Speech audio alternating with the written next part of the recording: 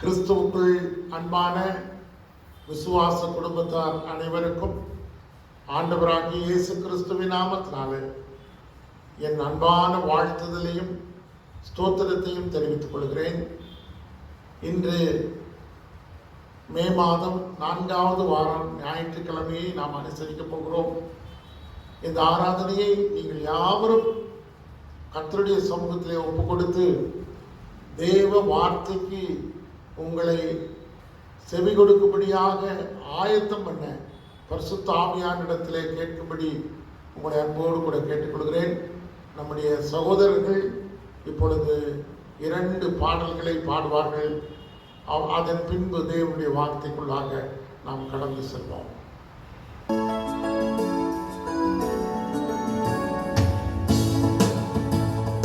ஜீவனுள்ள தேவனே வரும், ஜீவ பாதையிலே நடத்தும். ஜீவனுள்ள தேவனே வரும், ஜீவ பாதையிலே நடத்தும். ஜீவன் தண்ணீர் ஒரு ஊற்றிலே, ஜீவன் பேரை என்னை நடத்தும். ஜீவன் தண்ணீர் ஒரு ஊற்றிலே, ஜீவன் பேரை என்னை நடத்தும்.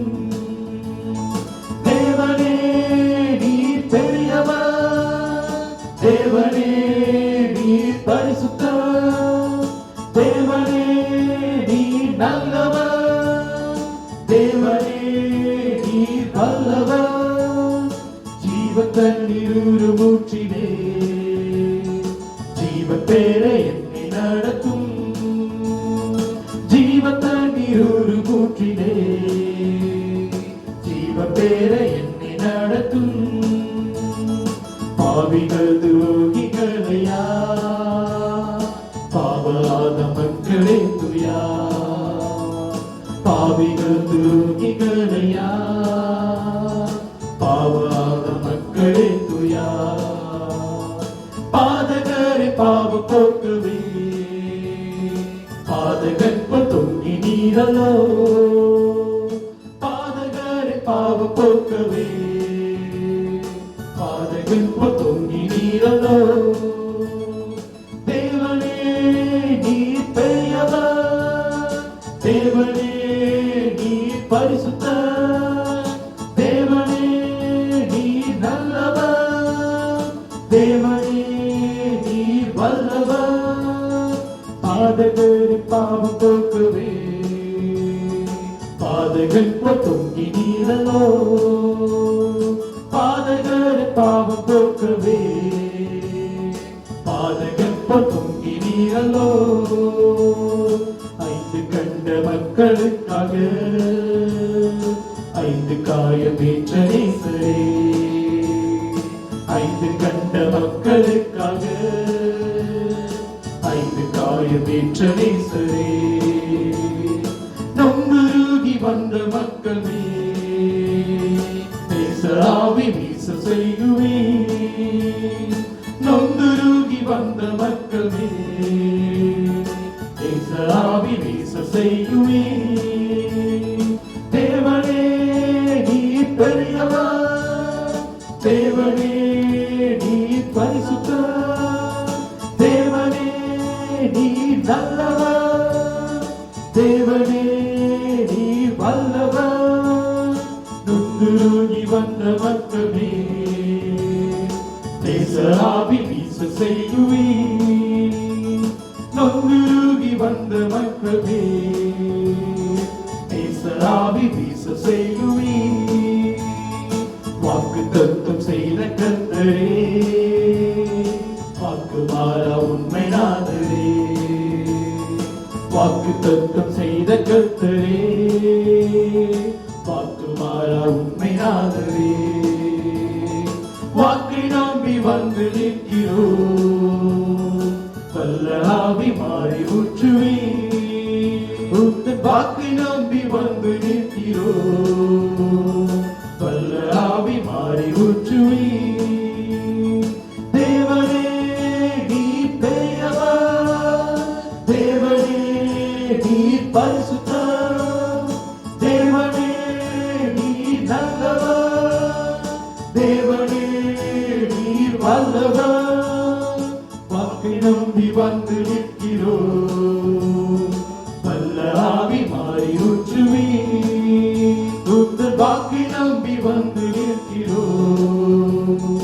வல்ல ஆவி மாறி ஊற்றுவே, நியாயத்தின் பின்னால் நெருங்குதே, பேசவர காலமாகுதே.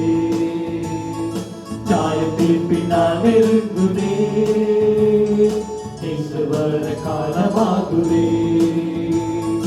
மாயலோகம் நம்பி மாட்டிடும், மானிடரை மீட்க மாட்டிரோ. இந்த மாயலோகம் நம்பி மாட்டிடும், மானிடரை மீட்க மாட்டிரோ.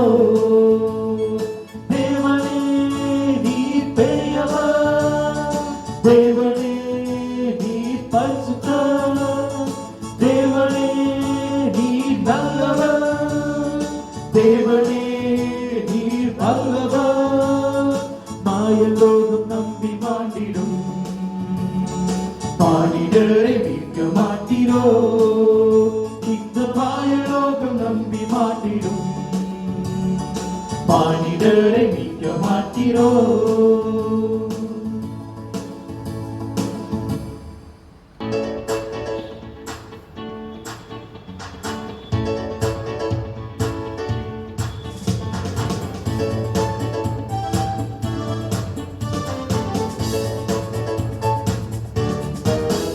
அதி சீக்கிரத்தில் நீங்கிவிடும் இந்த லேசான உபத்திரவம், அதி சீக்கிரத்தில் நீங்கிவிடும் இந்த லேசான உபத்திரவம். சோர்ந்து போகாதே, நீ சோர்ந்து போகாதே, சோர்ந்து போகாதே, மனம் சோர்ந்து போகாதே. அதி சீக்கிரத்தில் நீங்கிவிடும் இந்த லேசான உபத்திரவம், அதி சீக்கிரத்தில் நீங்கிவிடும் இந்த லேசான உபத்திரவம். உள்ளார்ந்த மனிதன் நாளுக்கு நாள் புதிதாக்கப்படுகின்ற நேரம் இது. உள்ளார்ந்த மனிதன் நாளுக்கு நாள் புதிதாக்கப்படுகின்ற நேரம் இது.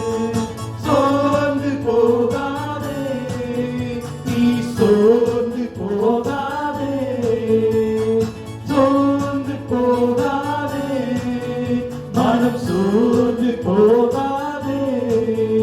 அதி சீக்கிரத்தில் நீங்கிவிடும் இந்த லேசான உபத்திரவம், அதி சீக்கிரத்தில் நீங்கிவிடும் இந்த லேசான உபத்திரவம்.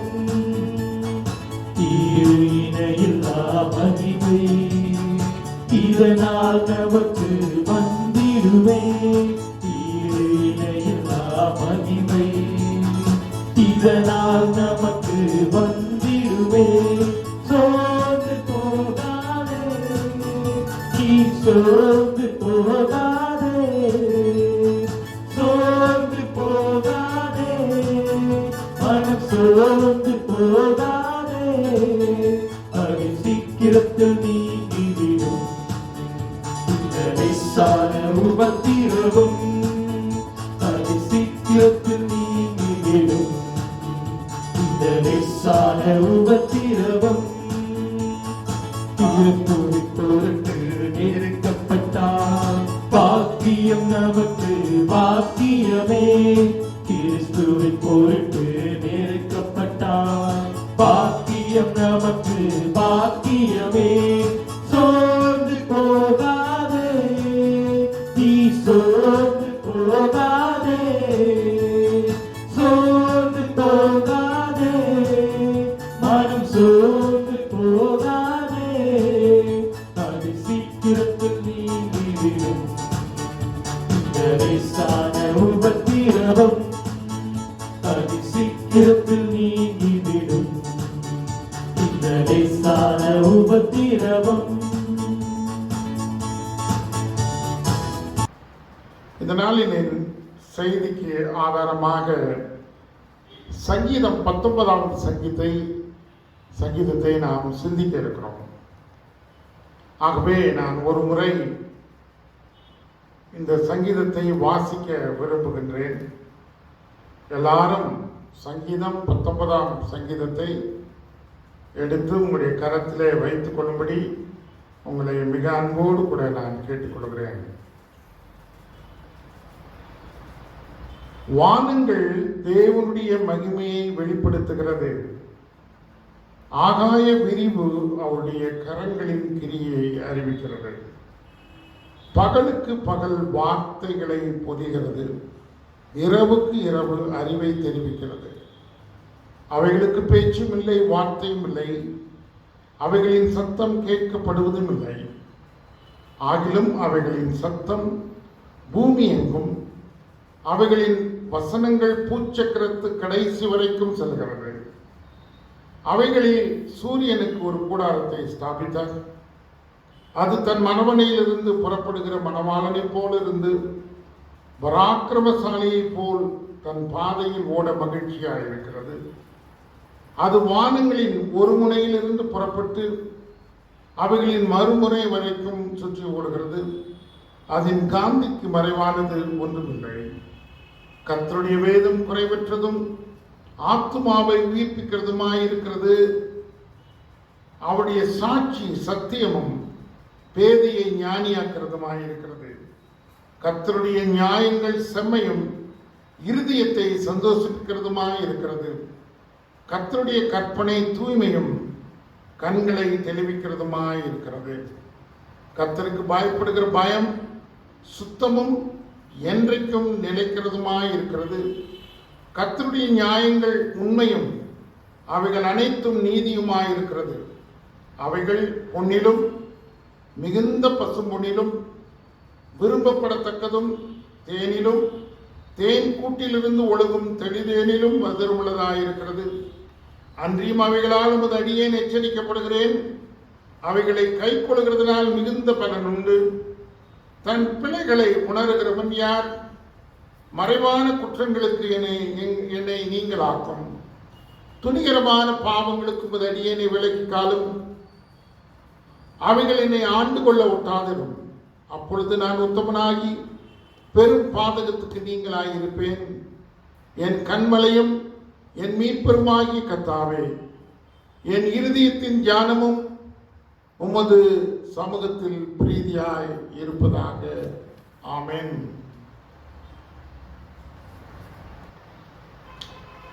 சங்கீதம் 19 இதனுடைய ஆக்கியம், இதை எழுதின மனிதன், தேவனுடைய மனிதன் தாவீது இந்த சங்கீதத்தை எழுதினான் என்று சொல்லி நாம் வாசிக்கிறோம். இந்த சங்கீதத்திலே தாவீது 2 காரியத்தை மிக தெளிவாய் நமக்கு விளக்கி சொல்கிறார். என்ன? 2 வழிகளில் தேவன் மனுக்குலத்திற்கு தன்னை வெளிப்படுத்தின அதிசயமான ரகசியங்களை சொல்லுகின்றான். அவன் எவ்வளவு தேவனை நேசித்திருக்க வேண்டும், அவன் எவ்வளவு தேவனை புரிந்திருக்க வேண்டும், அவனுடைய வாழ்க்கையிலே கர்த்தரை அவன் அறிந்த அளவு நான் நினைக்கிறேன் மிக அதிகமாக இருந்திருக்கும். தேவனுக்கும் அவனுக்கும் இருந்த மாபெரும் உறவு அது மிக அற்புதமான உறவாக இருந்திருக்கும். காரணம், அவ்வளவு தெளிவாக தேவனை அவன் புரிந்து கொண்டதற்கு ஆதாரமாக இந்த சங்கீதத்திலே நாம் பார்க்கிறோம். தேவனுடைய வெளிப்பாட்டின் மகிமையை நாம் பார்க்கிற போது தம்முடைய சித்தத்தை ஆண்டவர் அவர் தம்முடைய வழியிலே வெளிப்படுத்துகின்றார். அவருடைய சித்தம் என்ன என்பதை மனு குலத்திலே ஆண்டவர் வெளிப்படுத்துகிறதை தாவீது எழுதுகிறார். அவர் விரும்புகிற காரியம் என்ன? நீங்களும் நானும் வாழ்ந்து கொண்டிருக்கிற கிறிஸ்துவ வாழ்க்கையிலே அவர் விரும்புகின்ற காரியம் என்ன? அவர் என்ன செய்து கொண்டிருக்கிறார். இந்த உலகத்தின் காரியங்களிலே கர்த்தர் எதிர்பார்க்கிற காரியங்கள் என்ன, அவர் செய்த காரியங்கள் என்ன என்பதை மிக அழகாய் அவர் தம்மை வெளிப்படுத்துகிறதை நாம் பார்க்கிறோம். அது எதன்படியாக வெளிப்படுத்துகிறார் என்று சொல்லி பார்க்கும்போது அவருடைய சத்திய வசனத்தினால, through the word of God, ஆண்டவர் தம்முடைய சித்தத்தை அவருடைய வார்த்தையின் மூலமாய் வெளிப்படுத்துகின்றார். அப்படியானால் ரெண்டு காரியங்களை நாம் புரிந்து கொள்ள வேண்டிய ஒரு காரியம், இந்த புஸ்தகம் ரெண்டு காரியங்களை வெளிப்படுத்துகிறது. என்ன காரியத்தை வெளிப்படுத்துகிறது என்று சொன்னால், தேவன் இந்த உலகத்தை படைத்த நாளிலிருந்து அவர் படைத்த அந்த அற்புதமான உலகத்தை பற்றி அவன் சொல்லுகின்றான். கர்த்தர் யார் என்று அவருடைய மகிமையின் கையின் கிரியைகளை அவன் வெளிப்படுத்துகிறதை நாம் பார்க்கிறோம். ஆண்டவருடைய படைப்பின் ரகசியத்திலிருந்து அவருடைய உன்னதமான நித்திய வாழ்வின் பரலோக ராஜ்யத்தின் நாள் வரைக்கும் கர்த்தர் செயல்படுகிற விதத்தை அவன் எழுதுகின்றான்.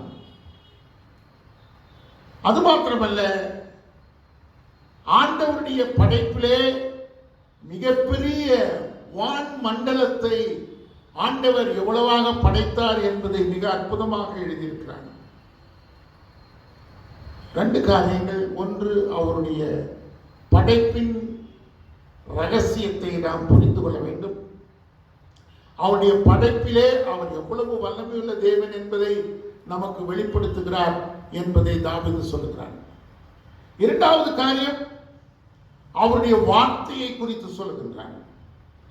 அவருடைய வார்த்தையில என்னென்ன இருக்கிறது, கர்த்தர் விரும்புகின்ற காரியம் என்ன, நமக்கு போதிக்க வேண்டிய காரியங்கள் என்ன என்பதை மிக அழகாக சொல்லுகின்றார்.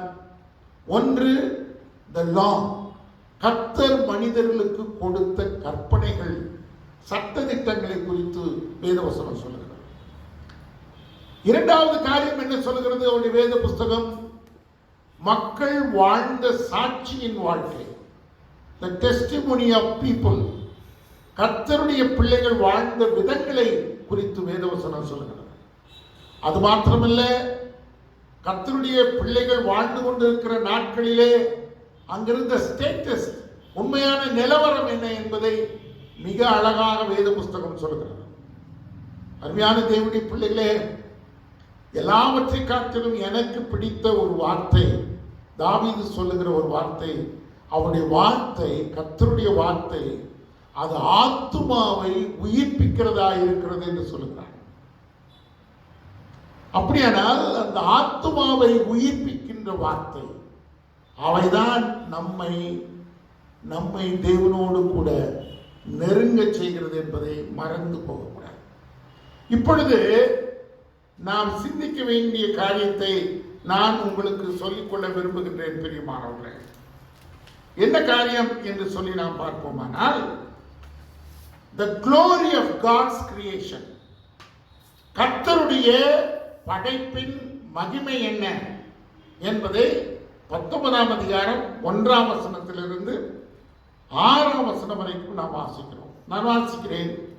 வானங்கள் தேவனுடைய மகிமையை வெளிப்படுத்துகிறது. Heavens declares God's glory. வானங்கள், வானத்தின் ரகசியங்களை நாம் பார்க்கிற போது, இந்த பால்வெளி மண்டலம், அதாவது the milky way of finding the sky, அந்த ரகசியத்தை நாம் பார்க்கிற போது எவ்வளவு பெரிய அற்புதமாக தேவன் படைத்திருக்கிறார் என்று தாவீது சொல்கிறார். ஆண்டவரை குறித்து அவன் யோசிக்கும் போது, ஒருவேளை அவன் படைத்த அந்த படைப்புகளின் ரகசியங்களை பார்க்கிற போது அவர் எவ்வளவு பெரிய ஆண்டவர் என்பதை அவன் யோசித்திருக்க வேண்டும். யோசித்து பாருங்க.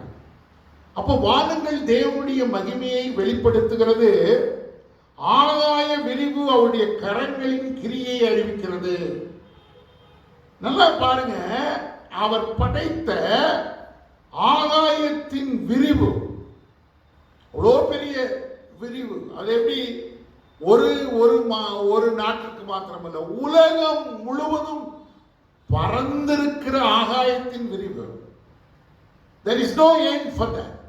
அதற்கு முடிவில்லாத ஒரு ஒரு ஒரு ஒரு படைப்பு அது வான்மண்டலம். எவ்வளவு அழகான ஒரு படைப்பை ஆண்டவர் ஏற்படுத்தியிருக்கிறார். அது யாருடைய கிரியை என்று சொல்லப்படுகிறது என்றால், தாவீது சொல்கிறான், கர்த்தருடைய கரத்தின் கிரியைகள். இது God's hand work. அவருடைய கரத்தின் கிரியைகள் என்று சொல்லுகிறான் தாவீது. அது மாத்திரமல்ல, அவன் சொல்லுகிறான் பாருங்கள், 2வது வசனம், பகலுக்கு பகல் வார்த்தைகளை பொழிகிறது, இரவுக்கு இரவு அறிவை தெரிவிக்கிறது. பகலுக்கு பகல் வார்த்தைகளை பொழிகிறது, இரவுக்கு இரவு அறிவை தெரிவிக்கிறது. The days and the nights, நாட்களும் இரவுகளும் எதை குறித்து பேசுகிறது என்று சொன்னால், அவரை குறித்ததான அறிவை நாம் பெற்றுக்கொள்கிறதான காரியத்தை குறித்து பேசுகிறார். அவருடைய அற்புதமான அறிவு. தாவீது சொல்லுகிறான், ஆண்டவரே, உம்முடைய அறிவு எனக்கு எட்டாத உயரமாக இருக்கிறது. வேறு சங்கீதத்தில் நாம் வாசிக்கிறோம், அவருடைய அறிவை நான் புரிந்து கொள்ள முடியாது. அதை நான் புரிந்து கொள்வதற்கான அளவுக்கு என்னுடைய அறிவு இன்னும் அவரை தெரிந்து கொள்ள அவரோடு பழக, அவரோடு கூட ஜீவிக்கின்ற போது எனக்கு கிடைக்கின்ற ஒரு அற்புதமான காரியங்களை நான் தேவனோடு ஒப்பிட்டு பார்க்கிற போது அது எனக்கு அறிவை புகட்டுகிறது. இப்ப கர்த்தருடைய அறிவு, his knowledge is so great. எவ்வளவு பெருசான ஒரு காரியம் அது. அப்புறம் பாருங்க என்ன சொல்லுகிறது என்று சொன்னால், இந்த வார்த்தைகளுக்கு என்ன இல்லை, பேச்சும் இல்லை. அது அது பறந்து விரிந்திருக்கிறது. அதை பார்க்கும் போது அதற்கு வேர்டிங்ஸ் இல்லை. அந்த வேர்டிங்ஸ் அது பேசுறது கிடையாது, நான் எப்பேற்பட்டவர்கள் என்று. அவைகளின் சத்தமும் கேட்கிறது. It is there, stand still. நல்லா யோசனை பண்ணி பாருங்க. அதில் இருக்கிற நட்சத்திரங்கள் மின்னிக் கொண்டிருக்கிறது, அதில் இருக்கிற கோள்கள் நடமாடி கொண்டிருக்கிறது. ஆனால் பெரிய சத்தங்களை நாம் கேட்பதில்லை. ஆனால் அவன் சொல்லுகின்றான், மிக அழகாக சொல்லுகின்றான், ஆகிலும் அவைகளின் சத்தம் பூமி எங்கும், அவைகளின் வசனங்கள் பூச்சக்கரத்து கடைசி வரைக்கும் செல்கிறது. அவைகளில் சூரியனுக்கு ஒரு கூடாரத்தை ஸ்தாபித்தார். அருமையான தேவனுடைய பிள்ளைகளே, அதனுடைய செய்தி, வான மண்டலத்தின் செய்தி, இட் இஸ் யூனிவர்சல். உலக மக்கள் அனைவருக்கும் அது பேசிக் கொண்டிருக்கிறது. அது தன்னை எல்லாருக்கும் கொடுக்கிறது. வானமண்டலம் தன்னை எல்லாருக்கும் கொடுக்கிறது. அப்படியானால் it's distribution is world wide. அது உலகத்திற்கு அது பகிர்ந்து கொடுக்கிறது என்று சொல்லலாம். ஐயா, 4வது வசனத்தின் கடைசி பகுதியை நாம் வாசிப்போமானால் என்ன சொல்லுகிறது என்று சொன்னால், பூச்சக்கரத்து கடைசி வரைக்கும் செல்லுகிறது என்று வானத்தை பற்றி சொல்லிவிட்டு கடைசி பகுதி என்ன சொல்லுகிறது, அவைகளில் சூரியனுக்கு ஒரு கூடாரத்தை ஸ்தாபித்தார். அப்படிப்பட்ட அழகான வானத்திலே, அந்த வானத்தின் மத்தியிலே அந்த ஆண்டவர் ஒரு கூடாரத்தை உண்டு பண்ணியிருக்கிறார். ஒருவேளை இப்படி சொல்ற, the skies are like tabernacle for the sun. அந்த கூடாரம் எதற்கு இருக்கிறது என்று சொன்னால், வானத்திலே காணப்படுகிற சூரியனின் தங்கும் இடத்தை ஒப்பிட்டு சொல்லுகிறான் தாவீது.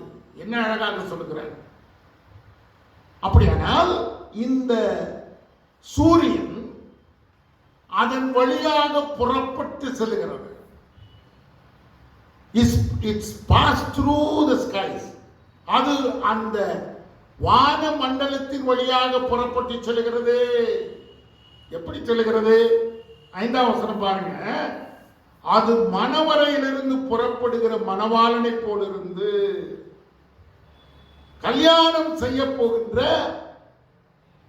ஒரு கல்யாணத்திலே நியமிக்கப்பட்டிருக்கிற ஒரு மணவாளன் எவ்வளவு கம்பீரமாய் தன்னுடைய திருமணத்தை செய்வதற்காக அவன் புறப்பட்டு போகிறானோ அதை போல அவன் எப்படி இருப்பான்?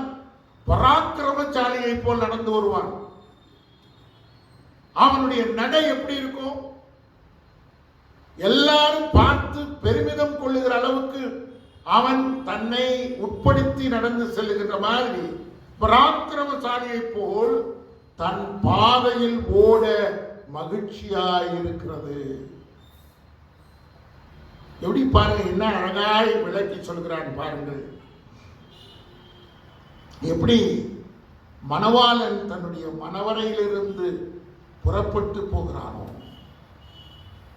அதை போல அவன் அதிலிருந்து வெளியே வருகிறது போல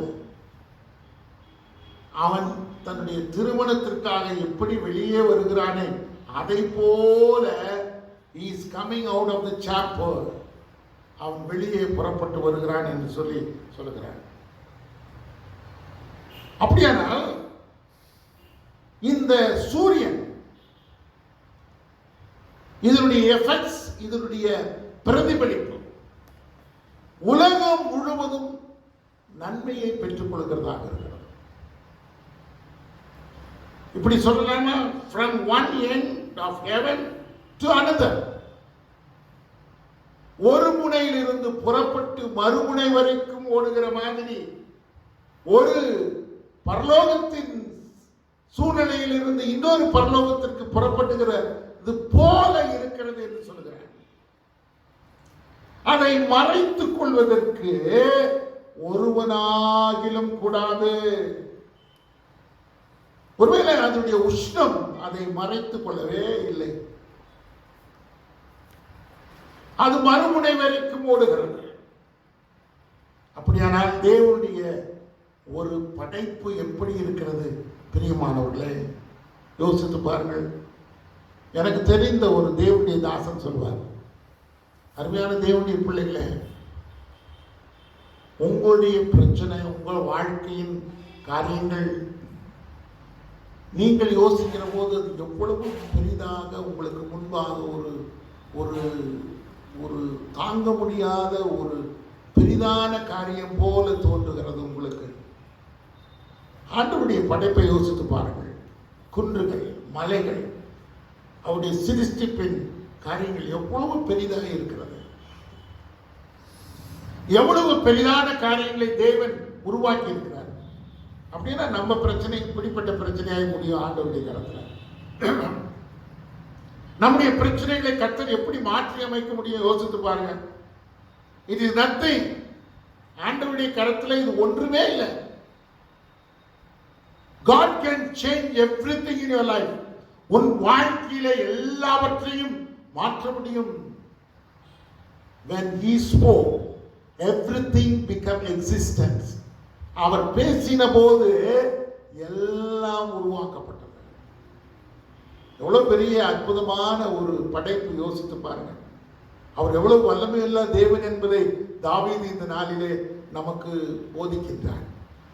அருமையான தேவனுடைய பிள்ளைகளை, என்றைக்காவது கர்த்தர் எவ்வளவு பெரியவர், எவ்வளவு வல்லமையுள்ளவர், அவருடைய படைப்பின் ரகசியங்கள், அவருடைய மகத்துவங்கள், அவருடைய அதிகாரங்கள், அவருடைய கரத்தின் கிரியைகள், அவருடைய மகத்துவம் உள்ள தன்மைகளை நாம் யோசித்து பார்த்திருக்கிறோமா? நம்ம இதெல்லாம் யோசிக்கிறது இல்லை. என் பிரச்சனை என்ன, என் பிரச்சனை என்ன, என் வாழ்க்கையின் காரியங்கள் என்ன, என் சூழ்நிலைகள் என்ன, என்னை யார் பார்த்துட்டு இருக்கிறா, என்னை யார் கவனிக்கிறா, எனக்கு என்ன, என்னுடைய சூழ்நிலைகளை குறித்து யார் அக்கறை கொள்கிறார், எது நிமித்தமாக நான் வாழ்ந்து கொண்டிருக்கிறேன். ஐயா, நன்றாக யோசித்து பாருங்கள். இவ்வளவு பெரிய மகத்துவம் உள்ள ஆண்டவர் உன்னையும் என்னையும் குறித்து அக்கறை உள்ளவராக இருக்கிறார். அவருடைய கண்கள் பூமி எங்கும் உலாவிக் கொண்டிருக்கிறது. அவர் உன்னை பார்த்து கொண்டிருக்கிறார் என்று வேதவசனம் சொல்லுகிறது. தாவீது சொல்லுகிறான், ஆண்டவரே, என் கருவை உம்முடைய கண்கள் கண்டது, என் எலும்புகள் உருவேற்படும் நாட்களும் உம்முடைய ஜீவ புத்தகத்தில் எழுதியிருக்கிறது. யோசனை பண்ணி பாருங்க. எனக்கு நல்ல ஞாபகம் இருக்குது. என் மூத்த பிள்ளை பிறப்பதற்கு முன்பாக ஸ்கேன் பார்க்கணும்னு போறோம். என் லைஃப்ல ஃபர்ஸ்ட் டைம் அந்த ஸ்கேன் பார்க்கணும். அந்த ஸ்கேன் ரிப்போர்ட் வந்த உடனே அதனுடைய படத்தை வைத்து அது எத்தனை மாதம் வளர்ந்திருக்கிறது, எவ்வளவு வளர்ந்திருக்கிறது, அதனுடைய வளர்ச்சி எப்படி இருக்கிறது, பலனுள்ளதாக இருக்கிறதா என்றெல்லாம் மனிதன் தான் உருவாக்கின ஒரு ஸ்கேனர்ல அவன் பார்த்து தெரிந்து கொள்கிறான். ஆனால் உன்னையும் என்னையும் தம்முடைய கரத்தினாலே படைத்த ஆண்டவர் அவர் உன்னை எவ்வளவு அறிந்திருக்கிறார், எவ்வளவு உன்னை புரிந்திருக்கிறார், எவ்வளவு உன்னுடைய நினைவுகளை அறிந்திருக்கிறார். தாவீது சொல்கிறான், என் நினைவுகளை அவர் தூரத்தில் இருந்து அறிகிறார், என் நினைவுகளை அவர் தூரத்தில் இருந்து அறிகிறார். அது மாத்திரமல்ல, என் நாவில் சொல் பிறவாததற்கு முன்னே, நான் பேசுறதுக்கு முன்னாலேயே நான் என்ன வார்த்தை பேச போறேன்னு ஆண்டவருக்கு தெரியுமா? என் நாவில் சொல் பிறவாததற்கு முன்னே. அருமையான தேவனுடைய பிள்ளைகளை, ஒரு ரகசியத்தை நான் உங்களுக்கு சொல்ல விரும்புகிறேன். தேவனை, தேவனுடைய மனதை, அவருடைய மைண்டை நாம புரிஞ்சுக்கணும்னா பரிசுத்த ஆவியானவர் அனுதினம் நம்மோடு கூட பேச வேண்டும். பரிசுத்த ஆவியானவருடைய நிறைவு, அவருடைய அபிஷேகம், அவர் நம்மை வழிநடத்தவில்லையானால் நாம் தேவனுடைய ரகசியத்தை புரிஞ்சுக்க முடியாது. எப்படியெல்லாம் நீங்க புரிஞ்சுக்கலாம்? ஒன்று, நீங்களும் நானும் அவரோடு கூட அனுதினமும் நாம் நெருங்கி சேர்வதற்கான ஒரு வழி, அவருடைய வார்த்தையாகிய சத்தியத்தை நான் வாசித்து அதனுடைய ஆழமான சத்தியத்தின் ரகசியங்களை நான் புரிந்து கொள்ள வேண்டும். ஒன்று. இரண்டாவது, நான் அவரோடு கூட பேசுகின்ற உன்னதமான ஜெபத்தை நான் செய்ய வேண்டும். நிறைய பேருக்கு ஜெபம் பண்ண தெரியும். It's almost recorded prayer.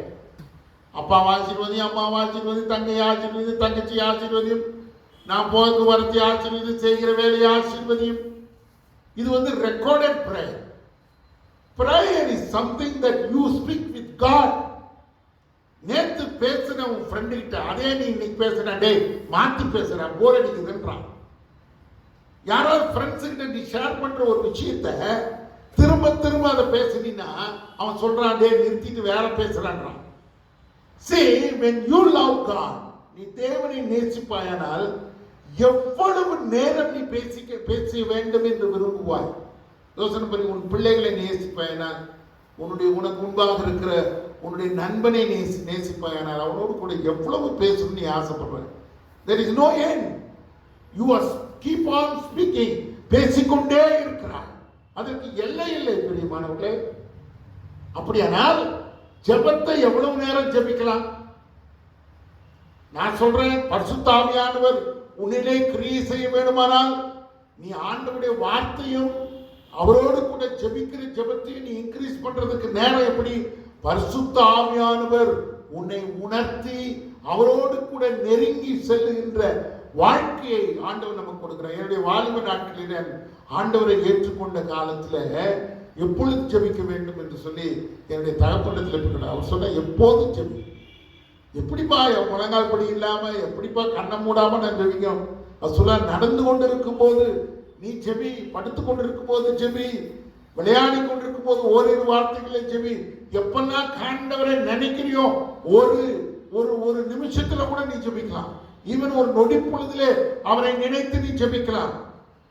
A fraction of time that you can pray, Lord help me. கர்த்தர் எப்பொழுதும் உன்னோடு கூட இருக்க விரும்புகிறார். அவர் எப்படி நம்மோடு கூட பேச விரும்புகிறார் என்பதை நாம் மறந்து போகக்கூடாது பிரியமானவர்களே. அப்படியானால் யோசித்து பாருங்கள், கர்த்தருடைய படைப்பு நம்மோடு கூட பேசிக் கொண்டிருக்கிறது. அடுத்தபடியாக அவன் சொல்லுகிற காரியம், நான் இதை சொல்லி முடிக்க விரும்புகிறேன். a gift of God's revelation. 19ஆம் அதிகாரம் 7ஆம் வசனத்திலிருந்து 11ஆம் வசனம் வரைக்கும் வாசிக்கிறோம். 7ஆம் வசனம் பாருங்க. கர்த்தருடைய வேதம் குறைவற்றதும் இருக்கிறது, கர்த்தருடைய சாட்சி சத்தியமும் பேதையை ஞானியாக்குறதுமாய் இருக்கிறது. ஐயா, இன்னைக்கு உலகத்தின் சட்டங்கள் எப்படி இருக்கிறது? எல்லாரும் சொல்லுவாங்க சட்டத்தில் நிறைய ஓட்டம் இருக்குது, சட்டத்தை எப்படி வேணாலும் மாற்றி அமைச்சுக்கிறாங்க. சூழ்நிலைக்கு தகுந்த மாதிரி, மக்கள் விருப்பத்துக்கு தகுந்த மாதிரி, ஆட்சியாளர்களின் விருப்பத்துக்கு தகுந்த மாதிரி, அவர்கள் எப்படி இந்த உலகத்தை கொண்டு போகணும், நாட்டை கொண்டு போகணும், அது மாதிரி மாற்றிக்கிறாங்க. ஆண்டவர் அப்படி மாற்றுகிற தேவன் அல்ல. The Lord of God is so great. The law of God is so perfect. ஆண்டவருடைய நியாயங்கள், நீதி நியாயங்கள் அது எப்படி இருக்கிறது என்று சொன்னால், ஐயோ அது செம்மையா இருக்கிறது. அதை நினைக்கும் போது இருதயத்திலே சந்தோஷம் வருகிறது. அப்படின்னா என்ன? It covered my soul, coveting my soul. என் ஆத்துமாவிலே அது விருப்பம் கொள்ளுகிறது. என்ன அழகா நியாயம் சொல்ல, எவ்வளவு பர்ஃபெக்டா இருக்குது அவருடைய வார்த்தை. அவருடைய வார்த்தை எவ்வளவு பர்ஃபெக்டா இருக்குது, யோசனை பண்ணி பாருங்க. அது என்னை அது உயிர்ப்பிக்கிறது. It gives me life. இந்த கம்யூனிகேஷன் ஸ்கில்ல படிக்கும் போது, communication it has a life in that. It has a life. ஒருத்தன் போனா போவான், வானா வருவான். அவன் அதற்கு செயல்படவில்லை ஆனால் உன்னுடைய கம்யூனிகேஷன், நீ அவனோடு தொடர்பு கொள்ளுகிற காரியங்கள்லாம் வீணா போயிடும். நீங்க சொல்ல பாருங்க, நீ கம்யூனிகேஷன் எவ்வளவு முக்கியமா போயிடுச்சு இன்னைக்கு உலகம் பூரா. How soon we communicate people. அன்னைக்கெல்லாம் ஒருத்தர் இறந்து போயிட்டாங்கன்னா தந்தி அடிச்சு அவன் கையில போய் கிடைக்கிறதுக்கு, அவன் மேட்டரை தெரிஞ்சுக்கிறதுக்கு ரொம்ப ரொம்ப நாளாகும். இப்போ ஒரு நொடி கம்யூனிகேஷன் எவ்வளவு வளர்ந்து இருக்குது. நல்லா யோசனை பண்ணிக்க. அவன் கம்யூனிகேஷன்ல ஒருத்தர் இறந்துட்டாங்கன்ற செய்தியை கேட்ட உடனே எவ்வளவு செயல்படுகிறான், ஒருத்தருக்கு பர்த்டேன்னு சொன்ன உடனே எவ்வளவு செயல்படுகிறான், ஒருத்தருக்கு ப்ரமோஷன் உடனே எவ்வளவு செயல்படுகிறான், ஒருத்தர் வாழ்க்கையில ஒரு பெரிய அதிர்ஷ்டம் இருக்குதுன்னா எவ்வளவு செயல்படுகிறான். அப்படின்னா என்ன? அது அவனை உயிர்ப்பிக்கிறது. அதுதான். அப்படியானால் இந்த உலகத்தின் செய்திகள் உனக்கு சந்தோஷத்தை கொடுக்குமானால் கர்த்தருடைய வார்த்தை எவ்வளவாக உன்னை உயிர்ப்பிக்கும். அது மாத்திரமல்ல, வேதவசனம் சொல்லுகிறது பாருங்க, அவருடைய சாட்சிகள், கர்த்தருடைய சாட்சிகள் எப்படி இருக்கிறது? கர்த்தருடைய சாட்சிகள் இட் இஸ் சோ ஷூர், அது உண்மையா இருக்கிறது. இன்னைக்கு சாட்சி சொல்றோம், பல சாட்சிகள் சொல்றோம். நம்முடைய சாட்சிகளில் எவ்வளவு உண்மை இருக்குது சொல்லுங்க பார்க்கலாம். கர்த்தருடைய சாட்சிகளிலே எவ்வளவு உண்மை இருக்கிறது யோசித்து பாருங்க. கர்த்தர் எவ்வளவு உண்மையுள்ளவராக இருக்கிறார் நம்முடைய வாழ்க்கையில. என்னைக்காவது பொய் பேசியிருக்காரா வாழ்க்கையில்? ஆண்டவருடைய வார்த்தையில பொய் இருக்கிறதா? கர்த்தருடைய காரியத்துல நீ உண்மையில நினைச்சிருக்கிறியா? கர்த்தர் எனக்கு துரோகம் செய்துட்டாரு, சொன்னது தப்பா சொல்லிட்டாரு, அவர் எனக்கு சரியா சொல்லல, சத்தம் கேட்கலன்னு சொல்லி இருக்கிறியா நீ? It is His word is so sure.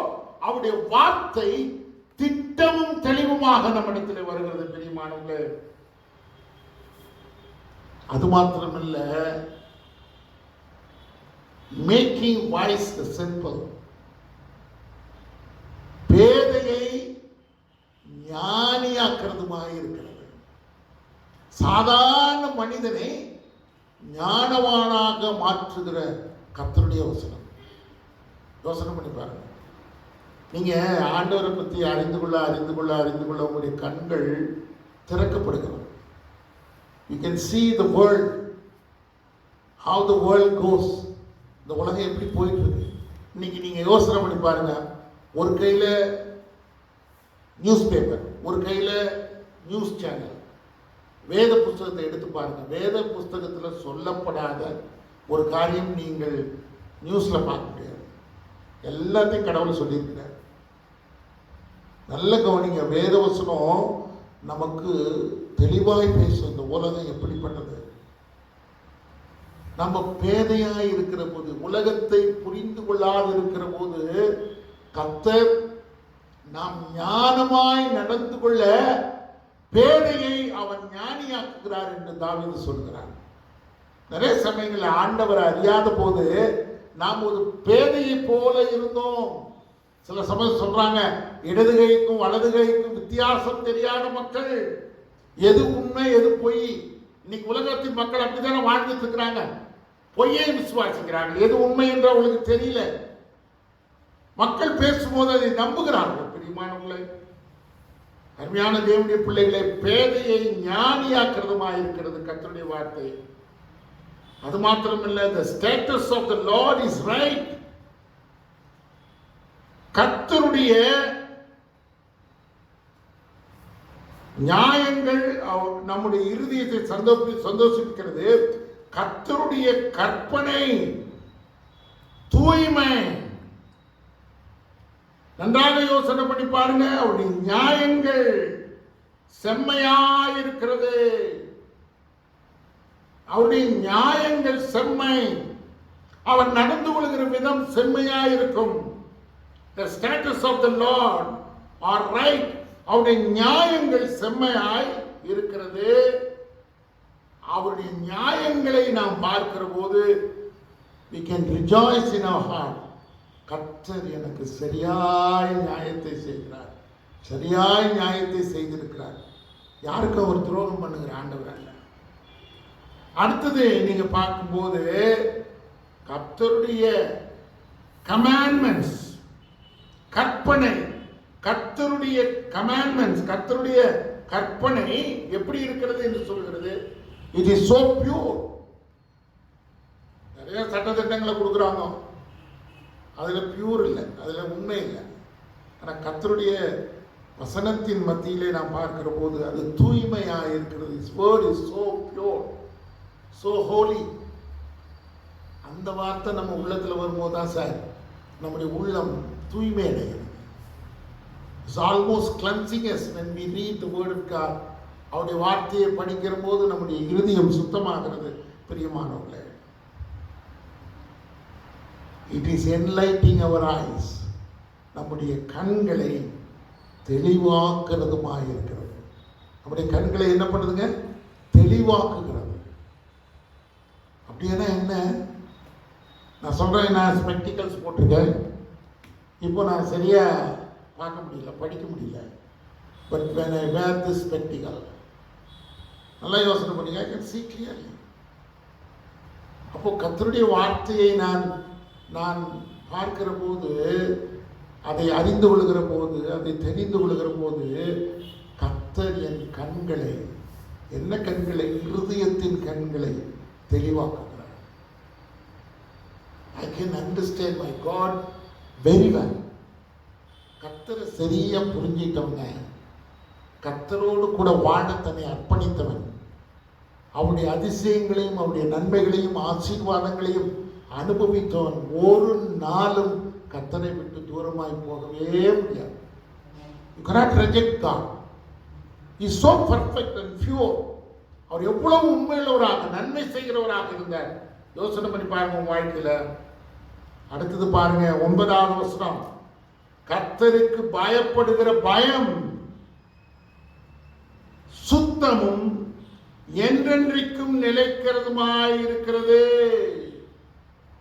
கர்த்தருக்கு பயப்படுகிற பயம், the fear of the Lord is clean, enduring forever. கர்த்தருக்கு பயப்படுகிற பயம் சுத்தமாக இருக்கும்.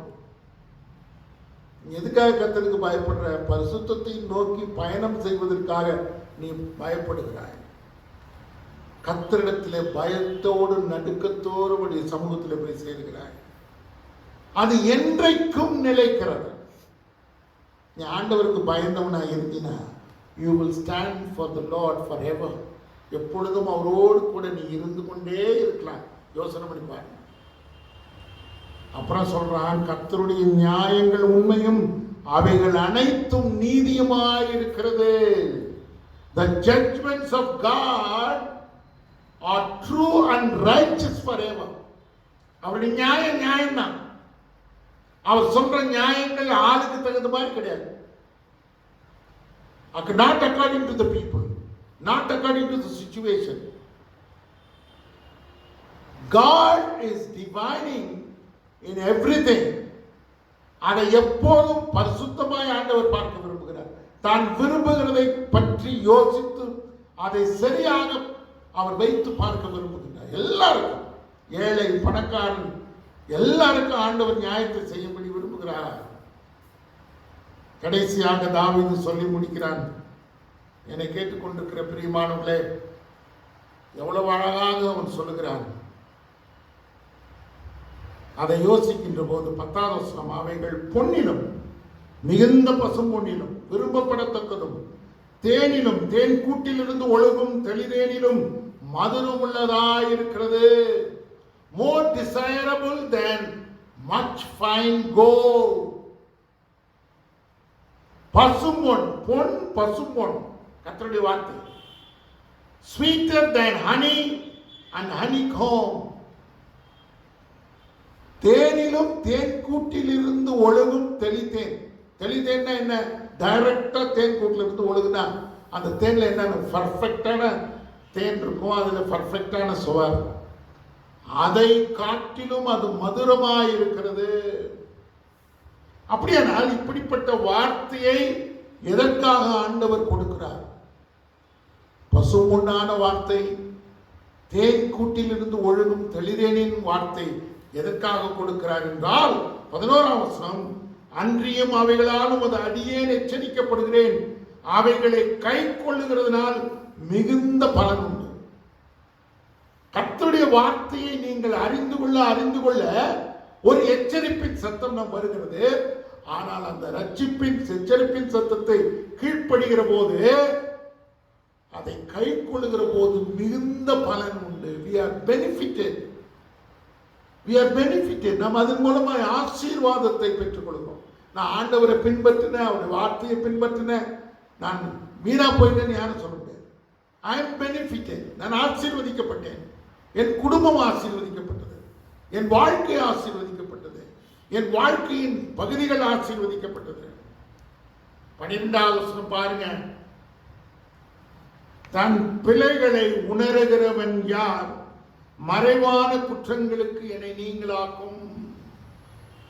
ஐயா, a prayer for purification, இவைகள் எல்லாம் எழுதிட்டு அவன் என்ன சொல்றான்? கர்த்தருடைய சமூகத்திலே ஏன் தன் பிழைகளை உணர்கிறவன் யார்? நம்முடைய பிழைகளை யாராவது சொன்னா நம்ம ஏத்துக்கிறது இல்லை. ஆனா ஆண்டவர் சொன்னா ஏத்துத்தான் ஆகணும், இல்லைன்னு சொல்ல முடியாது. You cannot deny, because God knows. ஒன்று, மேற்குக்கும் கிழக்குக்கும் எவ்வளவு தூரமோ அவ்வளவு தூரமாய் நம்முடைய பாவங்களை விளக்கினார் என்று சொல்லப்பட்டிருக்கிறது. அப்படியானால் என்னுடைய பிழைகள், என்னுடைய அக்கிரமங்கள், என் அநீதிகள், என் குற்றங்கள், இதை எல்லாத்தையும் நான் உணர்ந்து கொள்ளுகிற நாள் அவருடைய வசனத்தை கை கொள்ளுகிறதுனால. மறைவான குற்றங்களுக்கு என்னை நீங்களாக்கும். என்ன வண்டர்ஃபுல் வேர்ட். அப்புறம் பாருங்க 13வது வசனம், a prayer for prevention. எதிலிருந்து prevention? prevention from sin. துணிகரமான பாவங்களுக்கு உமது அடியேனை விலக்கி காரும். ஆண்டவரே, மகத்துவமான படைப்பு, மகத்துவமான வார்த்தைகள், மகத்துவமான நியாயங்கள், மகத்துவமான காரியங்களை எல்லாம் நான் புரிந்து கொண்டேன் சுவாமி. இத்தனையும் நான் தெரிந்து கொண்ட பின்பு நான் இன்னும் துணிகரமான பாவங்களிலே பிரவேசிக்காதபடி என்னை நீ பாதுகாத்துக் கொள்ளும். அவைகளை என்னை ஆண்டு கொள்ள செய்யாதனும், அவைகளை என்னை ஆண்டு கொள்ள ஒட்டாதனும்.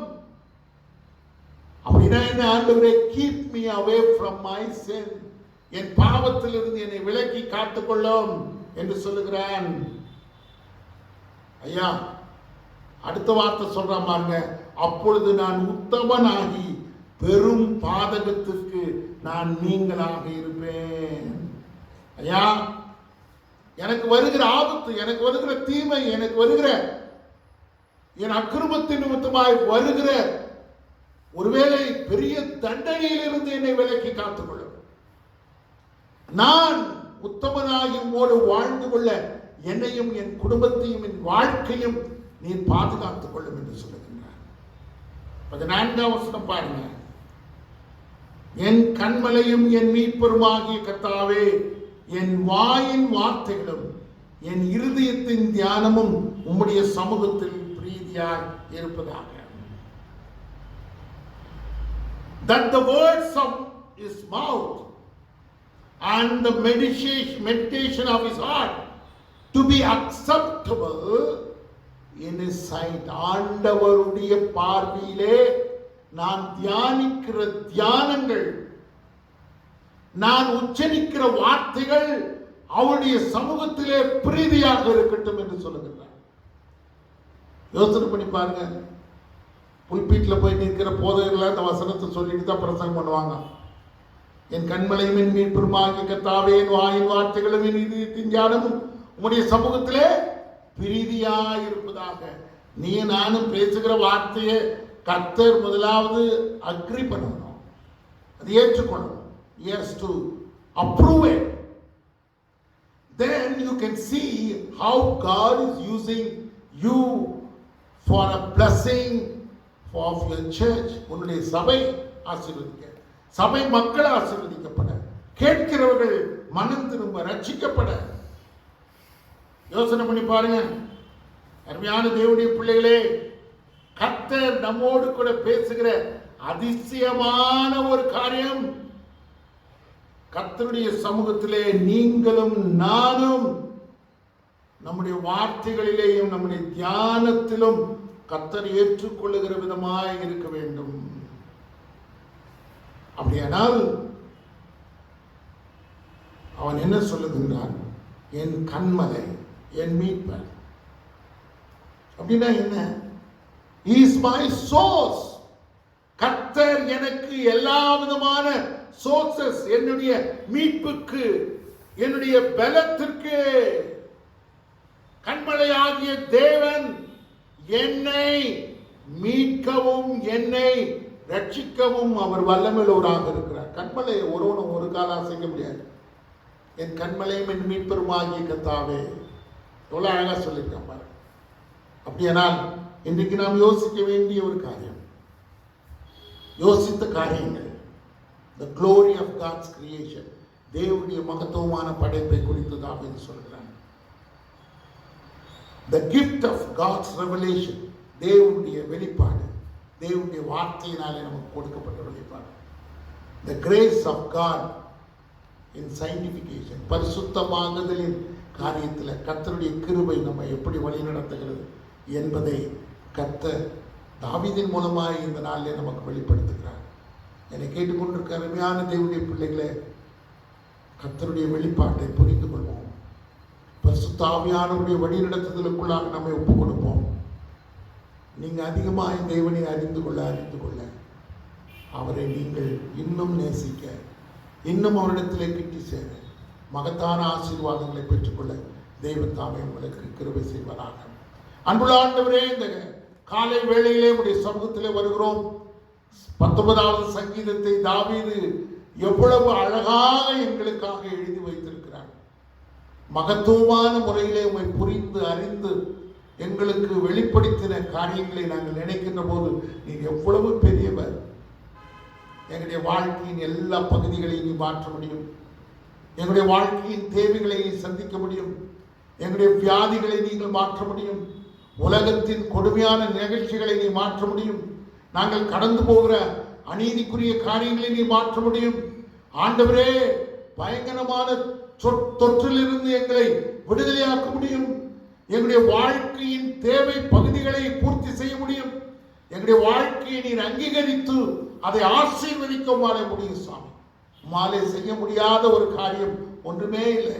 கர்த்தர் பெரியவர், அவர் பரிசுத்தர், அவர் எவ்வளவு மகத்துவமானவர். அருமையான சகோதரர்கள் பாடினார்களே, உம்மாலே ஆகாத காரியம், உம்மாலே செய்ய முடியாத ஒரு காரியம், உம்மாலே நிகழ்த்த முடியாத ஒரு காரியம் ஒன்றுமே இல்லை. கர்த்தர் இந்த உலகத்தை ஆசீர்வதித்திருக்கிறார். எதற்காக உமக்கு நன்றி. லேசான உபத்திரவங்களை மாற்றி அமைக்க கர்த்தராலே முடியும். காரணம் அது அவருக்கு லேசாய் இருக்கிறது. எனக்கு அது பெரிதாக இருக்கிறது. கர்த்தருக்கு இது லேசான காரியம். ஆண்டவரே, எங்களை மாற்றி அமைத்து எங்களுக்கு கர்த்தர் கிருபை செய்யும். எங்களை தாழ்த்து ஒப்பு கொடுக்கிறோம்.